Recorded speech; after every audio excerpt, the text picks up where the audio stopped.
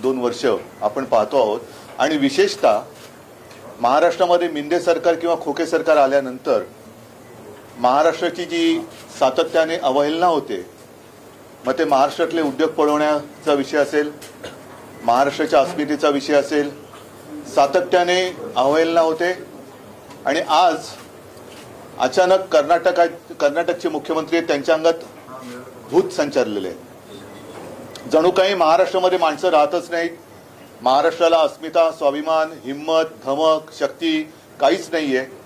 कोणी यावं, टपलीत मारावं आणि आम्ही छत्रपती शिवाजी महाराज की जय बोलून नुसतंच गप्प बसायचं, हे आतापर्यंत खूप झालं। महाराष्ट्र हा छत्रपती शिवाजी महाराजांना मानतोच, हे काय वेगळं सांगण्याची गरज नाही। आणि त्यांचा अपमान झाल्यानंतर मुळमुळीत प्रतिक्रिया दिल्या जात आहेत। त्या कोणाकडनं दिल्या जात आहेत? ते ज्यांनी त्यांचा अपमान केलाय त्यांच्याच पक्षातल्या काही लोकांकडनं दिल्या जात आहेत। गेले काही दिवस आपण बघतो आहोत की एकूणच देशामध्ये 1-2 महत्त्वाच्या विषयावरती चर्चा व्हायला पाहिजे आणि ते तशी व्हायला लागलेली आहे। त्यातलाच आजचा मी तिसरा विषय मांडतोय। एक म्हणजे मी काल परवाकडे शिवाजी मंदिरच्या माझ्या छोट्याशा भाषणामध्ये बोललो होतो की आपल्या देशाचे कायदे मंत्री यांनी देशाच्या न्यायालयातील न्यायमूर्तींच्या नेमणुकींवरतीच प्रश्नचिन्ह उभं केलेलं आहे। ती पद्धत ही अपारदर्शक आहे असं त्यांचं मत आहे आणि त्या नेमणुकीचे अधिकार हे पंतप्रधानांकडे पाहिजेत असं ते म्हणालेले आहेत। दुसरी एक केस सुप्रीम कोर्टात सुरू आहे, त्याच्यात निवडणूक आयुक्तांबद्दल कोणी अपील केलेलं आहे त्याच्याबद्दल किंवा चौकशी केली त्याच्याबद्दल न्यायमूर्तींची मतं आपण वाचतो आहोत आणि न्यायमूर्तींचं मत स्पष्टपणाने ते काल परवाकडे आलेलं आहे की या देशाला सेशनसारखा निवडणूक आयुक्त पाहिजे की वेळ पडलीच तर अगदी पंतप्रधानांवरती जरी कारवाई करण्याची वेळ आली तरी तो मागे हटता कामा नये। आणि मग त्यांनी असं म्हटलेलं आहे, असं मी वाचतोय की निवडणूक आयुक्त नेमण्याची पद्धत सुद्धा तपासायला पाहिजे आणि गरज वाटली तर बदलायला पाहिजे। मग माझं मत आणखीन थोडं पुढचं जे तिसरा मुद्दा जो म्हणालो तो हाच आहे की आजपर्यंत आपल्या देशाला आता 75वा हा स्वातंत्र्य दिन आपण पाहिला, 75 वर्ष आपल्या स्वातंत्र्याला झाली। साधारणतः एक प्रघात आहे की ज्याचं सरकार केंद्रात असतं त्यांचीच माणसं किंवा त्यांच्याच विचारसरणीची माणसं ही देशातल्या विविध राज्यांत किंवा सगळ्या राज्यांमध्ये राज्यपाल म्हणून पाठवली जातात। या माणसांची कुवत काय असते, या माणसांची पात्रता काय असते? जरासा एक शब्द वापरतो, कोणी गैरसमज करू नये, म्हणजे खास करून ज्येष्ठ नागरिकांबद्दल मी बोलतोय की वृद्धाश्रमातही जागा नाही अशांना राज्यपाल म्हणून नेमलं जातं का, हा सुद्धा एक आता प्रश्न केंद्र सरकारला विचारायला पाहिजे। आणि राज्यपाल नियुक्तीचे सुद्धा निकष हे ठरवायला पाहिजेत असं माझं स्पष्ट आणि ठाम मत आहे। राज्यपाल हे आपल्या महामहिम राष्ट्रपतींचे दूत असतात, राष्ट्रपती हे निपक्ष असायला पाहिजेत, ते असतात आणि त्याचप्रमाणे राज्यपाल सुद्धा हे निपक्ष असायला पाहिजेत। राज्यामध्ये जर काही पेच प्रसंग उभा राहिला तर त्याची सोडवणूक राष्ट्रपती किंवा केंद्र सरकारच्या मध्यस्थीने करण्याची जबाबदारी त्यांच्याकडे असली पाहिजे असा आपला हा एक समज आहे। मात्र ज्यांचं सरकार केंद्रात असतं त्यांच्याच विचारसरणीची माणसं ही राज्यात राज्यपाल म्हणून पाठवल्यानंतर राज्यपाल जे काही बोलतात ते मला असं वाटतं गांभीर्याने घेण्याची गरज आहे। कारण आपले राज्यपाल तुम्हाला माहिती आहेत, आता त्यांना मी राज्यपाल म्हणणं हे सोडून दिले, कारण राज्यपाल पदाचा मी नेहमी बहुमान करत आलो होतो, यापुढेही करीन। पण कोणीही व्यक्ती केवळ राज्यपाल पदाची झूल त्यांच्यावरती पांघरली म्हणजे लगेच त्यांनी वेडवाकडं काही बोलावं हे मात्र मी आणि आपला महाराष्ट्र काही मान्य करेल असं मला वाटत नाही। आपल्याला सर्वांना आठवत आहे की काही दिवसांपूर्वी आपण इथेच भेटलो होतो, तेव्हा या कोश्यारींनी मुंबई ठाण्यातल्या परिसरातील मराठी माणसाचा अपमान केला होता आणि तेव्हा मी म्हटलं होतं की यांना आता कोल्हापुरी जोडा दाखवण्याची वेळ आलेली आहे। त्याच्यानंतरही हे महोदय थांबले नाहीत, त्यांनी आता छत्रपती शिवाजी महाराजांचा एक जुन्या काळातला आदर्श त्याच्यावरती आमचे कोल्हापूरचे जिल्हा प्रमुख चांगले म्हणालेत की बाप हा बाप असतो, तो जुना आणि नवा कसा काय म्हणणार तुम्ही। त्याच्यामुळे आदर्श हा आमचा आहेच, ते आमचं दैवत आहे। हळूहळू मला असं वाटते की ही जी काही शक्कल आहे ती केवळ या राज्यपालांच्या काळी टोपीतून आलेली नाहीये, त्याच्या मागे कोण आहे, या सडक्या मेंदूच्या मागील मेंदू कोण आहे हे सुद्धा शोध घेण्याची वेळ आलेली आहे। कारण हळुवारपणाने महाराष्ट्रातल्या आदर्शांचा अपमान करायचा. सावित्रीबाई फुलेंबद्दल पण असेच बोलले होते, पण आपण तेव्हा जाऊ द्या असं होतं कधी कधी, जाऊ द्या असं होतं कधी कधी. सातत्याने अपमान करत राहायचा आणि हळुवारपणाने महाराष्ट्राच्या मनातले, महाराष्ट्राच्या रक्तात भिनलेले आदर्श पुसून टाकून मग आपली जी भाकड म्हणजे त्यांची जे काही नेते मंडळी आहेत त्यांचे आदर्श म्हणून एक प्रतिमा जनतेच्या मनात बिंबवण्याची आणि ठसवण्याची ही त्यांची जी काही सतत चाललेली वृत्ती आहे किंवा चाल आहे, हिचा आम्ही निषेध तर केलेलाच आहे. गावोगावी त्यांच्या प्रतिमेला जोडे मारलेत. कोणी तर मी असं पाहिलं त्यांचं म्हणजे एक धोतर घेऊन जाळलं वगैरे, ह्या सगळ्या गोष्टी झाल्या. आता हे महाराष्ट्राच्या अस्मितेशी खेळतायत. महाराष्ट्रातले उद्योग हे गुजरातमध्ये घेऊन गेले. महाराष्ट्राचं मंत्रिमंडळ, काल तर मी असं ऐकलं की कॅबिनेट मीटिंग, मी सुद्धा मुख्यमंत्री होतो, अपवादात्मक परिस्थितीमध्ये ही पुढे ढकलली जाते. तशी काल काय अपवादात्मक परिस्थिती होती? तर अपवादात्मक परिस्थिती ही की यातले बरेचशी लोक हे गुजरातमध्ये प्रचाराला गेले. म्हणजे यांना महाराष्ट्र उघड्यावर पडलाय त्याची खंत नाही, महाराष्ट्राच्या अस्मितेचा, महाराष्ट्राच्या दैवताचा अपमान होतोय त्याची खंत नाहीये, त्याची चिंता नाही. मग काहीतरी गोलमाल उत्तर द्यायचं आणि वेळ मारून न्यायची. त्यात आणखीन भर म्हणजे ज्या विचारसरणीची मी व्यक्ती म्हणालो त्याच विचारसरणीचे म्हणजे भाजपाचे प्रवक्ते, ते कोण त्रिवेदी का काय, सुधांशू, म्हणजे एकदम असं खोकल्यासारखं वाटतं सुधांशू, तर ते त्यांना एक उबळ आली आणि ते पण काहीतरी बोललेले आहेत. म्हणजे हा, मी आता पक्षाबद्दल बोलावं का त्यांच्या विचारसरणीबद्दल बोलावं हा शोध तुम्ही आणि आम्ही सगळ्यांनीच घ्यायला पाहिजे की महाराष्ट्राचा सातत्याने अपमान होतोय. त्याच्यामध्ये आता महाराष्ट्रातल्या गावांवरती कर्नाटकचे मुख्यमंत्री दावा सांगतायत.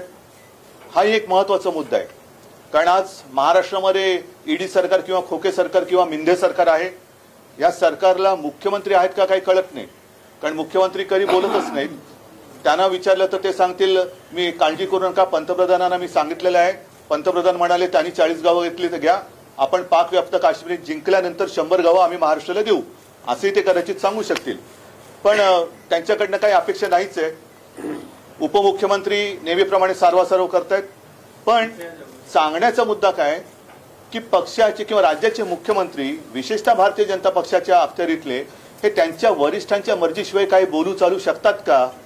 आणि ते जर नसेल तर मग बोंबईच ना, बोंबई जे काय बोललेत हे त्यांच्या वरिष्ठांच्या परवानगीशिवाय बोललेत का? म्हणजेच भारतीय जनता पक्षाचा महाराष्ट्राच्या अस्मितेवरती घाला घालण्याचा हा प्रयत्न, महाराष्ट्राचे तुकडे पाडण्याचा प्रयत्न, महाराष्ट्राचे उद्योगधंदे इतरत्र पळून महाराष्ट्र बेकार कंगाल करण्याचा प्रयत्न हा त्यांचा पक्षाचा राष्ट्रीय कार्यक्रम आहे का? ह्याचं उत्तर त्यांनी दिलं पाहिजे. आणि मला असं वाटतं बरेच जण, आज पवारसाहेब पण बोललेत, स्वतः उदयनराजे बोललेत, संभाजीराजे पण बोलतायत, आणखीन सगळेच बोलतायत. आता वेळ आलेली आहे की जर ह्या राज्यपालांना हटवलं गेलं नाही तर या महाराष्ट्रद्रोह्यांचा विरोध तमाम महाराष्ट्र प्रेमींनी एकत्र येऊन केला पाहिजे. आणि या 2-4 दिवसामध्ये आपण वाट बघूया. मी तमाम महाराष्ट्र प्रेमींना आवाहन म्हणजे विनंती करतो आहे की हे असंच चालत राहिलं तर आपल्या डोळ्यात देखत आपल्या या शूरवीर म्हटल्या जाणाऱ्या राज्याची ही अब्रू किंवा अब्रूची लखतरं ही वेशीवरती ही टांगतायत आणि ती आपल्याला नुसतं बघत बसावी लागतील. म्हणून आपण आत्ताच वेळ आहे सगळ्यांनी एकत्र येऊन एक खणखणीत आणि दणदणीत इंगा या महाराष्ट्रद्रोह्यांना हा दाखवलाच पाहिजे. मग त्याला महाराष्ट्र बंद करायचं आहे, मोर्चा काढायचा आहे, काय करायचं आहे, तर या सगळे जे महाराष्ट्र प्रेमी आहेत, मग मी पक्ष वगैरे बाजूला ठेवून सगळ्यांना आवाहन करतोय. अगदी भारतीय जनता पक्षातले महाराष्ट्र प्रेमी लोक जरी सोबत आले तरी त्यांना सुद्धा मी आमंत्रण देतोय की तुम्ही या. कारण पक्षीय राजकारणात जर आपली अस्मिता आणि राज्य चिरडलं जाणार असेल तर मग आपण मात्र छत्रपतींचं नाव घ्यायला नालायक आहोत. म्हणून या 2-4 दिवसामध्ये या सगळ्यांना मी बोलवतोय, सगळ्यांनी एकत्र यावं. आणि केंद्राला सुद्धा सांगतोय की हे चाळे आता बस झाले. आपण इकडे जे सॅम्पल पाठवलेले आहे त्या सॅम्पलला परत त्याच्या घरी पाठवा. दुसरीकडे कुठे अधिक चांगला वृद्धाश्रम असेल तर तिकडे पाठवा, पण आमच्याकडे हे सॅम्पल नको, याला परत घेऊन जा. नाहीतर आम्हाला काही ना काहीतरी म्हणतोय ह्याचा अर्थ जेव्हा काही करू तेव्हा लक्षात येईल, पण आंदोलन केल्याशिवाय आम्हाला स्वस्थ बसता येणार नाही. म्हणून परत एकदा या गोष्टीचा नुसता निषेध असो किंवा हे स्लिप ऑफ टंग असं नाहीये. ही स्लिप ऑफ टंग एकदाच होऊ शकते, सारखी होऊ शकत नाही. आणि मी जी तुम्हाला आता काही 2-3 गोष्टी सांगितल्या त्याचा जर का विचार केला तर मला असं वाटतं की हीच वेळ आहे, आत्ताच वेळ आहे. कारण आत्ता ही वेळ जर का गेली तर आपला महाराष्ट्र यांनीच जाहिरात केली होती ना, कुठे नेऊन ठेवलंय महाराष्ट्र माझा. तर हे महाराष्ट्र आपला कुठे नेऊन ठेवतील याचा आपल्याला अंदाज सुद्धा लागणार नाही. म्हणून परत एकदा सगळ्यांना, जे महाराष्ट्र प्रेमी आणि या महाराष्ट्र द्रोह्यांचे जे विरोधक आहेत, कारण महाराष्ट्रातील विरोधी पक्ष असं मी मानत नाही, महाराष्ट्र विरोध्यांचा विरोधी जो कोणी आहे, महाराष्ट्र प्रेमी जे आहेत, त्यांना सगळ्यांना एकत्र येण्याचं मी एक आवाहन करतोय आणि त्याची वाट बघतोय. नाही तर शिवसेनेला जे पाहिजे ते करणारच आहे. जर सगळे पक्ष एकत्र येऊन, माझं मत आहे की काहीतरी एक मोठं महाराष्ट्रात राज्यव्यापी असं काहीतरी आपल्याला केलं पाहिजे. म्हणजे दंगा फसाद नव्हे, तर एक शांततापूर्ण महाराष्ट्र बंद असेल किंवा आणखीन काही असेल की जेणेकरून केंद्र सरकारला पण कळलं पाहिजे की महाराष्ट्र हा लेच्यापेचांचा प्रदेश नाहीये. सगळ्यांना एकत्रित करण्यासाठी पुढाकार घेणार आहात त्या संदर्भात? मी आता तुम्हाला त्याचसाठी बोलवलेलं आहे की तुमच्या माध्यमातून जे जे प्रेमी आहेत, आणि त्याच्यात मी तुमचा प्रश्न माझ्या लक्षात आला म्हणून मी म्हणले की भाजपमध्ये सुद्धा महाराष्ट्रप्रेमी, असं काही नाहीये की भाजपमध्ये महाराष्ट्रप्रेमी नाहीयेत. भाजपमध्ये सुद्धा काही महाराष्ट्रप्रेमी जरूर आहेत. उल्लेख तुम्ही केला की वारंवार ही वक्तव्य करतात, तर या वारंवार वक्तव्यांचा आपण काही कायदेशीररित्या कारवाई केली पाहिजे असं बघा. आता कायदेशीर कारवाईबद्दल मी बोललो ना की जिथे न्यायमूर्तींच्या नेमणुकीबद्दल देशाचे कायदा मंत्री शंका उपस्थित करतायत, हा एक मोठा गंभीर विषय आहे, फारच गंभीर आहे आणि त्याची दखल न्यायालयाने घ्यायलाच पाहिजे. ती मला वाटते ते घेत आहेत. कारण केंद्राचे आपले केंद्रीय कायदा मंत्री जर असं म्हणत असतील तर मग आपण न्याय मागायचा कोणाकडे?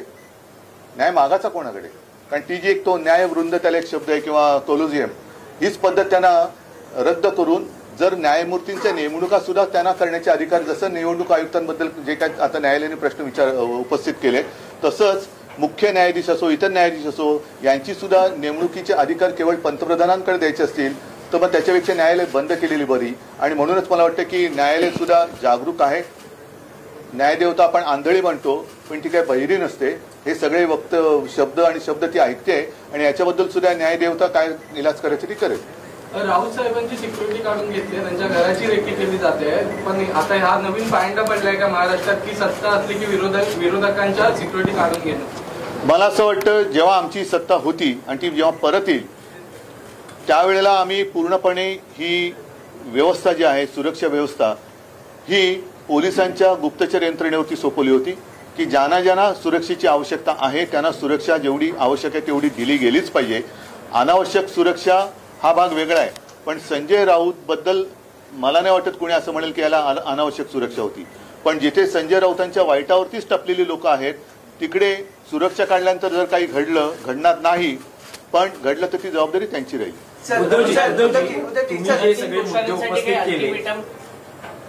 तुम्ही सगळे जे मुद्दे उपस्थित केले आणि महाराष्ट्र बंदची ही तुम्ही त्या दृष्टीनं भूमिकाही व्यक्त करताना दिसत आहात, पण भाजपचे नेते आणखी एक मुद्दा या निमित्तानं उपस्थित करत आहेत की राहुल गांधी महाराष्ट्रात येतात, सावरकरांच्या बाबतीत बोलतात आणि उद्धवजी फक्त आपण त्यांच्या विधानाशी सहमत नाही इतकीच भूमिका मांडतात. शिवसेना पण छत्रपतींचा अपमान करणाऱ्यांनी आम्हाला सावरकरांचं महत्व पटवून देण्याचा प्रयत्न करू नये. आणि म्हणून मला असं वाटतं की सावरकरांचा अपमान झालं होती, आम्ही सुद्धा गप्प राहिलो नाही. मी तत्काळ प्रेस घेऊन त्यांना सांगितलं, नंतर राहुल गांधींनी तो विषय टाळला. मात्र त्यावेळेला जसे हे अंगावर आले होते तसे अंगावर यांच्या का नाही जात? आता कोणालाही जोडे मारणार? नाही, मला एक फक्त मी सांगतो साहेबांनी जे सांगितलंय त्याच्यावरती तुमचं एक फक्त जोडतो की उद्धवजींनी तर इशारा दिलाच होता, पण शिवसेनेकडून महाविकास आघाडीला तडे पडतील असं स्वतः बोललेले. हा, म्हणजे हे शिवसेना पक्षप्रमुखांच्या वतीनं बोलले की आम्हाला परवा नाही, अशा प्रकारच्या वक्तव्यामुळे महाविकास आघाडीला तडे पडतील, ऐक्य धोक्यात येईल आणि मी हे सहन करणार नाही. एवढी ठाम भूमिका माननीय पक्षप्रमुखांनी घेतलेली आहे. तशीच भूमिका आता या मिंदे गटाने घ्यावी. मी आता सांगितलं ना तुम्हाला की येत्या 2-4 दिवसामध्ये आपल्याला हा विषय तडीस न्यावा लागेल आणि तोपर्यंत जे जे महाराष्ट्र प्रेमी आहेत, जे जे शिवछत्रपती प्रेमी आहेत, फुले प्रेमी आहेत, त्या सगळ्यांनी, कारण छत्रपती शिवाजी महाराज झाले नसते तर हे कोश्यारी बुवा किंवा ते काय मगाशी मग काय बोलतो सुधांशू, ते कुठे असते आणि कोणत्या वेशात असते ह्याचा पत्ता लागला नसता. तसंच सावित्रीबाई फुले झाल्या नसत्या तर महिला शिक्षणाचं काय झालं असतं. तर एकूणच हे आता अति झालं.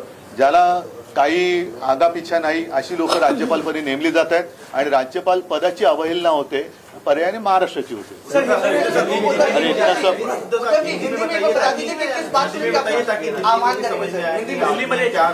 छत्रपति शिवाजी महाराज को लेकर और नहीं, मैंने जैसे अभी अभी कहा कि पिछले कुछ दिनों में हम लगातार ये देख रहे हैं कि महाराष्ट्र का अपमान होते जा रहा है. एक तो जब से ये मिंदे सरकार महाराष्ट्र में आई है उसके बाद लगातार सिलसिला जारी है कि महाराष्ट्र से एक एक करके उद्योग बाहर जा रहे हैं.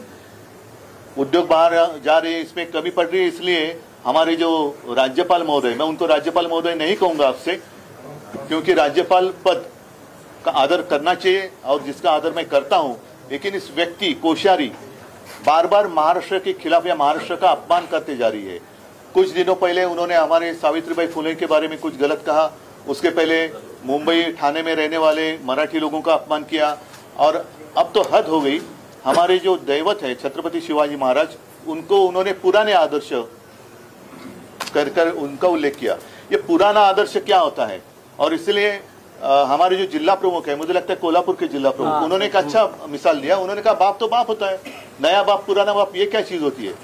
तो ऐसे जो लोग होते हैं इनको तुरंत यहाँ से हटाना चाहिए. और मैंने जैसे कहा कि अब एक दो विषय पर विवाद या चर्चा हो रही है.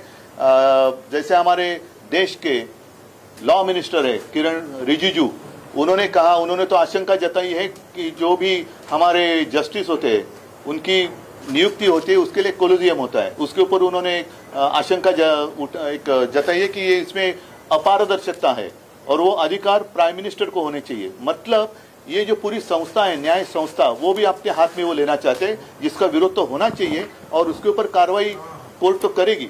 साथ ही साथ और एक विवाद चल रहा है, एक केस चल रही है सुप्रीम कोर्ट में इलेक्शन कमिश्नर के बारे में, और उसमें हमारे जो न्यायमूर्ति साहब है उन्होंने कहा है कि ये इलेक्शन कमिश्नर कैसे उनको नियुक्त किया जाता है उसके ऊपर भी एक चर्चा होनी चाहिए, उसकी कुछ तो सिस्टम होनी चाहिए. और इसी तरीके से गवर्नर या राज्यपाल कौन नियुक्त करता है, क्या क्राइटेरिया है. अब तक तो ऐसे माना जाता है और हमने देखा है कि जिसकी सरकार केंद्र में होती है वो उनके मर्जी से उनके व्यक्ति अलग अलग राज्य में भेजते हैं. स्वाभाविक है, जो भी व्यक्ति वो राज्य में भेजते हैं वो उनके विचारधारा के अनुसार चलते हैं. और अब ये सवाल उठता है कि जो हमारे कोश्यारी शिवाजी महाराज जी के बारे में जो उन्होंने कहा, सावित्रीबाई फुले के बारे में उन्होंने कहा, तो विचारधारा की अगर बात करें तो ये क्या भाजपा की विचारधारा है. दूसरी बात, ये थोड़ा कम हो रहा है या इससे शायद नजर हट जाए, इसलिए हमारे जो पड़ोसी राज्य है उसके जो मुख्यमंत्री है बोमई, ऐसे लगता है कि उनके शरीर में भूत ने प्रवेश किया है. अंगत भूत है तो म्हणता ना, और क्या कैसे पता नहीं हमारे 40 गांव पर उन्होंने दावा ठोक दिया. तो क्या महाराष्ट्र में लोग रहते नहीं है? महाराष्ट्र में क्या हिम्मत नहीं रही? बाकी महाराष्ट्र का स्वाभिमान वगैरह हमने कुछ छोड़ दिया, और ये ऐसी कोई भी आएगा और हमारे खिलाफ कुछ भी बकते चले जाएगा, ये अभी बर्दाश्त नहीं होगा. और इसलिए मैंने कहा कि अब समय आया है, ये सारी जो बातें हैं हम अनदेखी करें तो शायद आगे जाकर हमें कुछ दिखाई नहीं देगा. तो अब समय है, और मैं आपके माध्यम से जितने सारे महाराष्ट्र के प्रेमी है, छत्रपति शिवाजी महाराज जी के प्रेमी है, फुले शाहू आम्बेडकर सब प्रेमी है, भक्त है, उनको मैं कहता हूँ चलो पार्टी बाजू में रखते हैं.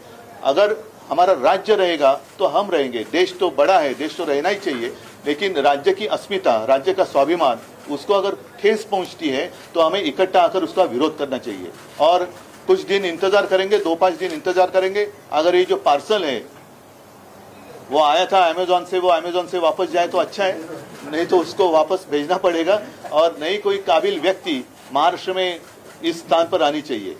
अन्यथा हमें कुछ ना कुछ करना पड़ेगा. जैसे महाराष्ट्र बंद की बात हो या विराट मोर्चा की बात हो, या देखा जाएगा, सबको साथ में लेकर हम तय करेंगे.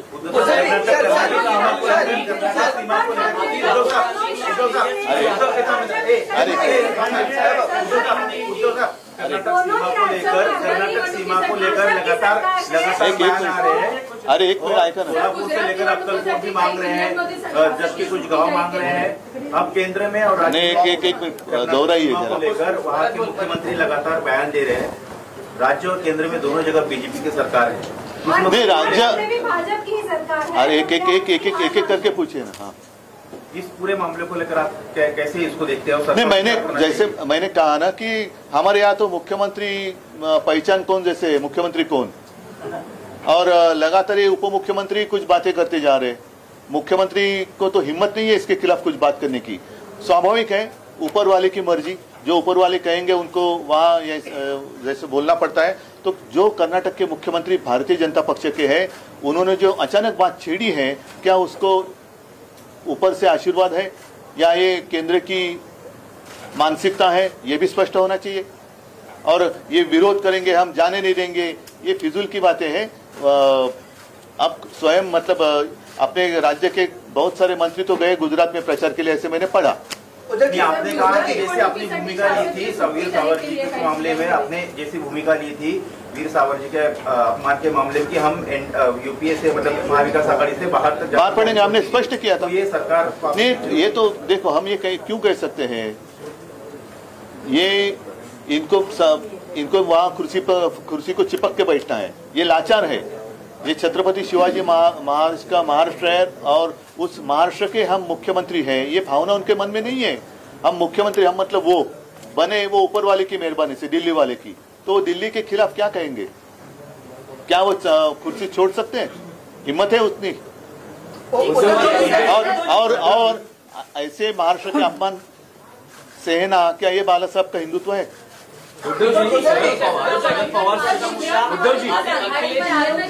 सुट्टी जाहीर करण्यात आली आहे त्याविषयी गुजरात निवडणुकीसाठी नाही, मला कळतच नाही की हे महाराष्ट्राचे मुख्यमंत्री आहे, महाराष्ट्र सरकार आहे का गुजरात सरकार आहे। मला गुजरात बद्दल आदर आहे, गुजराती जे इथे खूप राहतात, वर्षानुवर्ष पिढ्यानपिढ्या राहतात, त्यांच्याबद्दल मला आदर आहे। पण असा काय प्रकार आहे? महाराष्ट्राच्या निवडणुकीच्या वेळेला कर्नाटकात सुट्टी असते का? मध्य प्रदेशमध्ये असते का? हा कोणता नवीन प्रकार? उद्या पाकिस्तानच्या निवडणुकीसाठी पूर्ण देशात सुट्टी जाहीर करतील, काय सांगावं? पवार साहेब सीमावादावर महाविकास आघाड़ी पर आरोप लगाया कि महाविकास आघाड़ी ने जब श्रद्धा ने शिकायत की थी पुलिस ने महाविकास आघाड़ी सरकार के दौरान, क्या श्रद्धा वालकर नहीं, ठीक है, ये विषय बड़ा है, अलग है, गंभीर है। इस विषय में आप मत लिए, अलग से इसके ऊपर बात। राहुल गांधी, मग तेजस्वी यादव आणि आता अखिलेश यादव यांची भेट आदित्य ठाकरे। अखिलेश यादवचं वगैरे अजून पुढे जाहीर नाही केलेलं आहे, पण मला असं वाटतं की आजची ही प्रेस कॉन्फरन्स मी बोलले तेवढ्या पुरती सीमित ठेवूया। त्याच्यानंतर सुद्धा जे विषय असतील